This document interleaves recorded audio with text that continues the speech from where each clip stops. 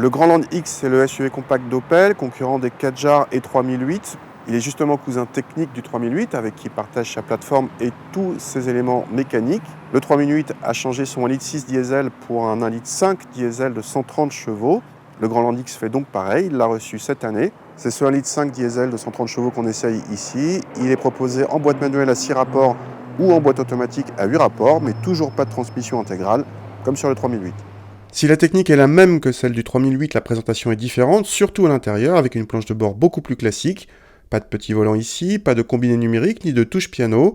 Ce classicisme en séduira certains, d'autant que l'ergonomie est bonne et la qualité de présentation très correcte pour la catégorie, sans parler de l'équipement assez complet sur cette finition haut de gamme Ultimate, qui propose par exemple des sièges ventilés à l'avant. À l'arrière, les passagers bénéficient de la même habitabilité que dans le 3008, c'est-à-dire légèrement inférieure à celle de la catégorie, mais malgré tout suffisante pour 2 adultes sans problème. Le coffre égale celui du 3008 et s'avère l'un des plus grands de la catégorie. Ce Grand Land X, donc on le sait, est le cousin technique du 3008. Néanmoins, il y a des réglages spécifiques de suspension. Au niveau confort, c'est à peu près pareil. Par contre, on a un petit peu moins de sensation d'agilité, ne serait-ce que à cause du volant plus grand. Donc le ressenti en termes de compromis est un petit peu moins bon que sur le 3008, qui a placé la barre très très haut.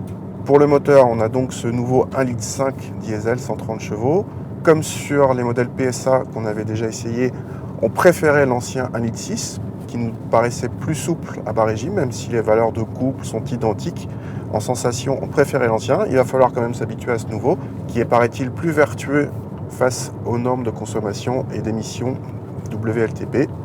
Les prestations sont à peu près les mêmes en termes de performance, et juste en termes d'agrément, on préférait l'ancien, mais il va falloir l'oublier. Un petit mot sur la boîte, ici manuel à 6 rapports, qui pose pas de problème particulier, mais qui n'est pas non plus la plus agréable. Opel pourtant sait faire des bonnes commandes de boîte. Ici, c'est pas trop le cas. Donc ce moteur donne le choix entre cette boîte ou la boîte auto EAT8, par ailleurs excellente. Donc si vous pouvez, préférez la boîte automatique.